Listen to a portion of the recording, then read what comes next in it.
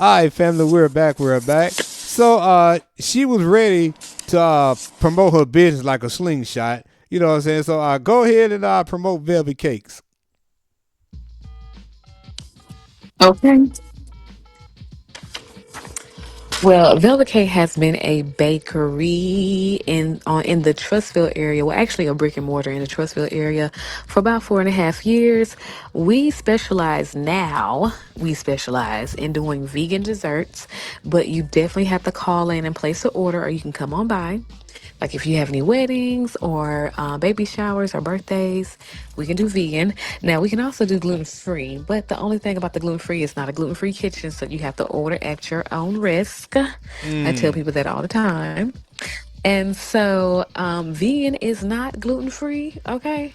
But we mainly do a lot of orders. We're Right now we're opening up the building only on Thursdays, Fridays, and Saturdays.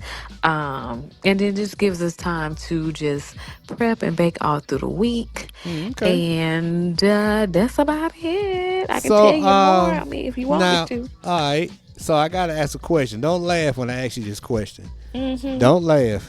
Don't When I say Uh-oh. don't laugh, please. You still make that five bread pudding? Okay. Okay. I say, I do. And you know what? This year I decided to bring it back. I decided to bring it back oh hell. because there were people that were asking about it at the markets. Yep, they were asking about it at the market, so I decided to bring it back. So we do that at the markets. We also do the fried pies, we do the cookies, we do the cakes. But we mostly do those at the market. But like I said, you guys can just call me at 205-407-4330. That is the business line. One of the girls will pick up, they'll take your order, or they'll answer any questions that you need. Now you gonna have to repeat that number again because little that you know, man, we got listeners in St. Louis, Detroit, Virginia, the DMV area. Oh man, Ew. we all over, man. Indianapolis, even as far as the West Coast is I California and Arizona. see. You know what I'm saying? So, hey, it, Okay. and what So we and what? let me repeat it. Yeah, repeat that. Repeat that. It's 205-407. Oh, excuse me, 4330. I'm up here, y'all. It's been a long day. But yeah, 205-407-4330. Oh, I hope y'all got that to all my listeners, man. Because now, don't be surprised you get some calls from those areas. Now, don't be surprised. You know what I'm saying? Because one thing I have learned, man, people Mm-hmm. love Southern cooking. They love that Southern cooking. Yes, yes. They love that Southern cooking. So, Oh my goodness. I do too. I do too. so now, what else? I wanted. I'm glad I got you on the show. I wanted to talk about was and me and you discussed this every time that we talk. Even if we go 6 months without talking, we always end up on this motherfucking subject, and Mm-hmm. it's why people outside of Birmingham, Alabama, support better than the people inside of Oh Birmingham, wow, Alabama. yes. Could could Ah, could you explain that again? Well, like I you say, know explain it what? again. Let everybody else hear what we talk I've about. that's true. And honestly, I really don't even think I have the answer for it. I'm not gonna even lie. I because like when we were talking the last time, I noticed that I've heard other people say it too. Strangers will support you more than your own folks. Mm-hmm. But since I've been living here, I've noticed that I get more support outside of the city of Birmingham. Don't get me wrong. I mean, I do have my customers, so don't get me wrong. I do, and I love them. Shout out to them. But it's always the people that you least expect that's helping and supporting. And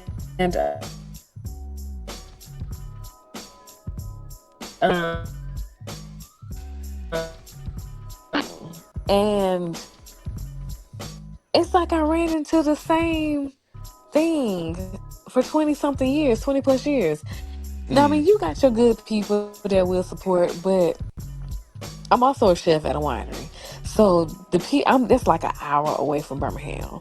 And the people up there support me like I mean, they the one who started calling me chef Mm. before anybody else did. And they are an hour away. And when I can tell you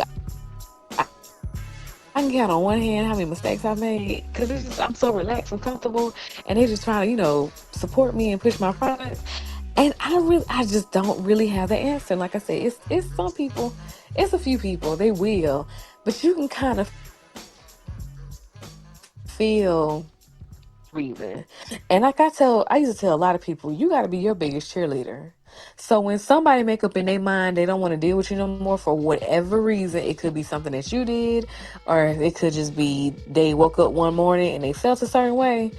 You got to be able to go out there and get it. I don't wait on anybody to make up their mind. Because if you wanna fuck with me, you can fuck with me. If you don't, it is what it is. Like I just stopped It's, talking to somebody yesterday. mm. I Me just stopped talking yesterday, to a dude like yesterday. 24 hours ago. I don't know why. And I noticed yesterday, last night, less than Mm. 24 hours. Okay? Damn. Less. Because Wow.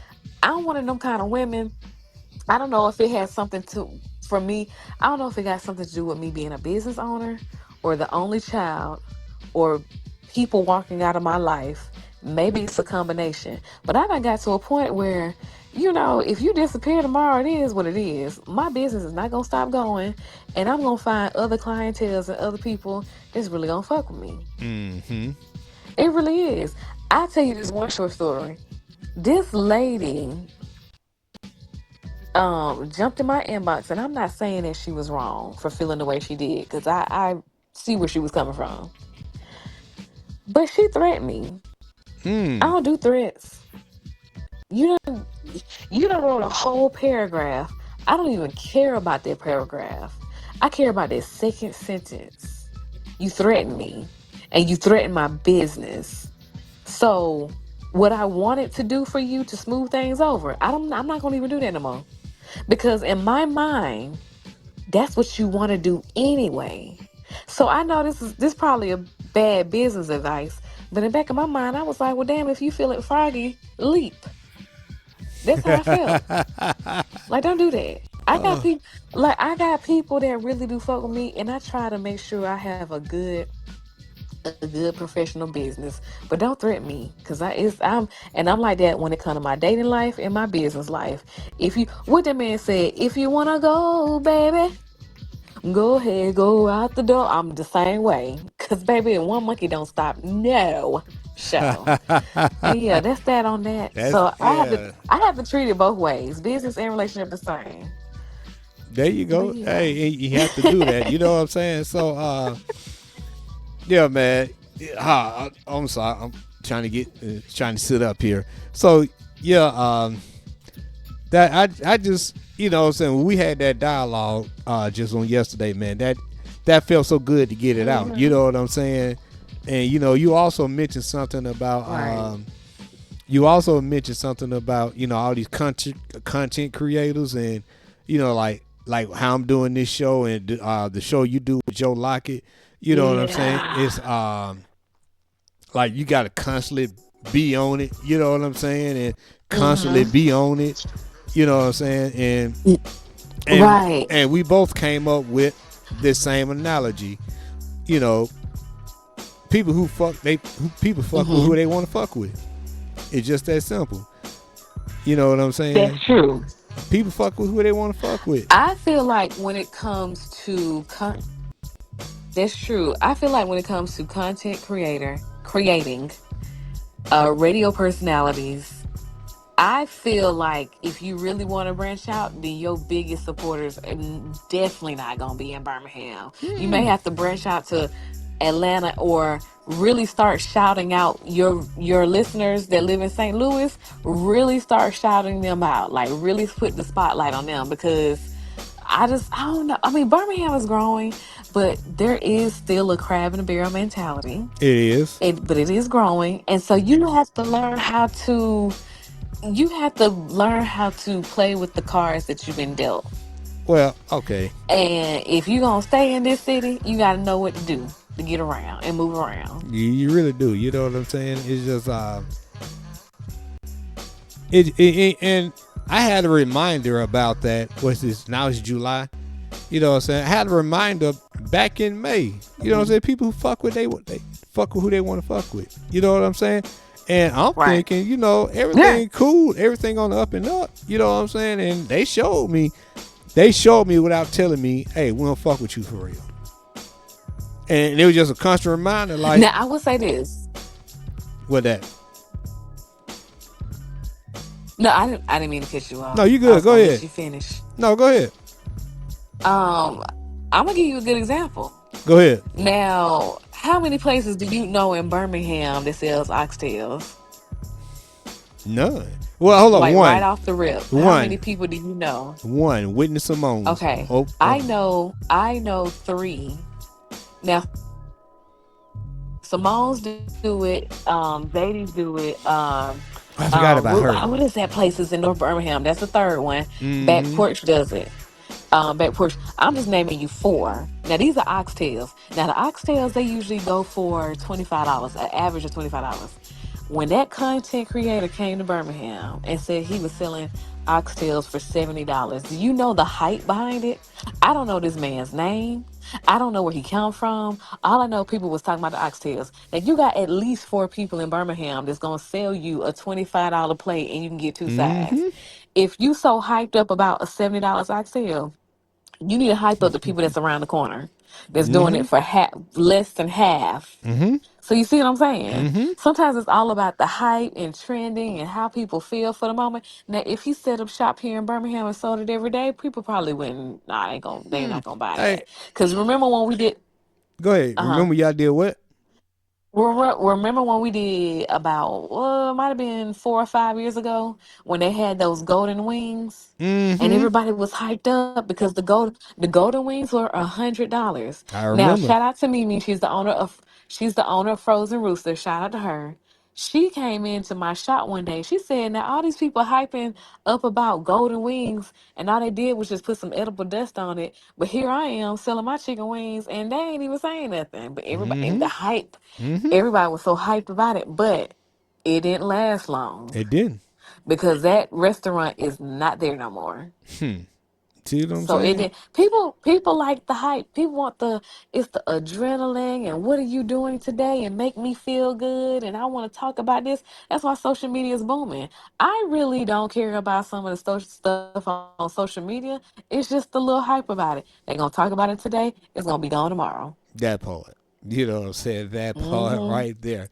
Man, look here. Uh shall I call you by your name or your social media handle? Which one I should You can call me by my social media handle. You can Okay, either let call me me do Miss that. Velvet Cake or Let Her Cook. Either one. Okay, let me say it like this.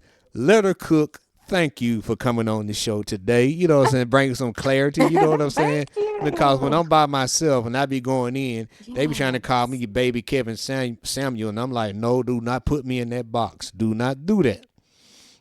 Don't do that. I wouldn't call you that. I wouldn't call you that, but I will say this. As a community, we do have to take accountability for some stuff. Like I said, I can understand when men say, "Hey, you chose them," but like I said, that's not everybody's situation. You can't take one situation and take that one paintbrush and paint everybody's situation with it. It doesn't happen like that. Thank you. But Thank you.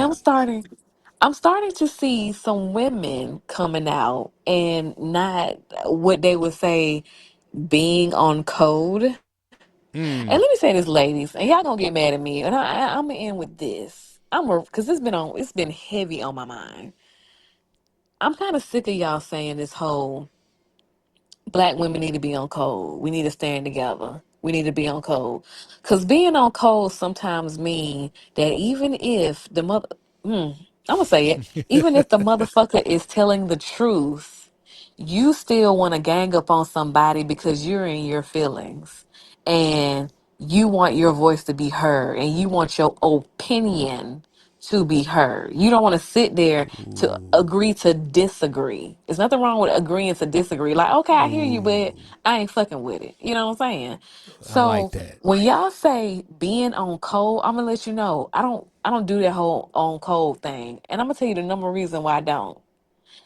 Because if you still fucking somebody else's man and sucking their dick, bitch, you weren't on code in the beginning. So shut the hell up when you hear a man say something that you don't want to hear.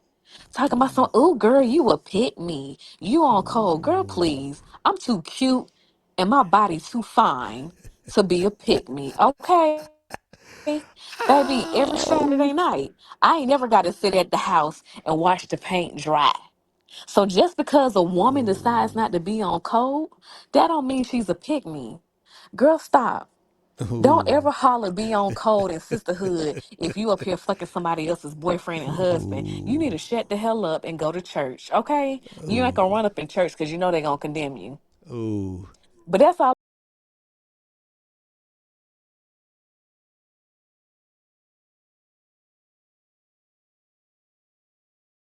Hey, yeah, that part, that right there, man.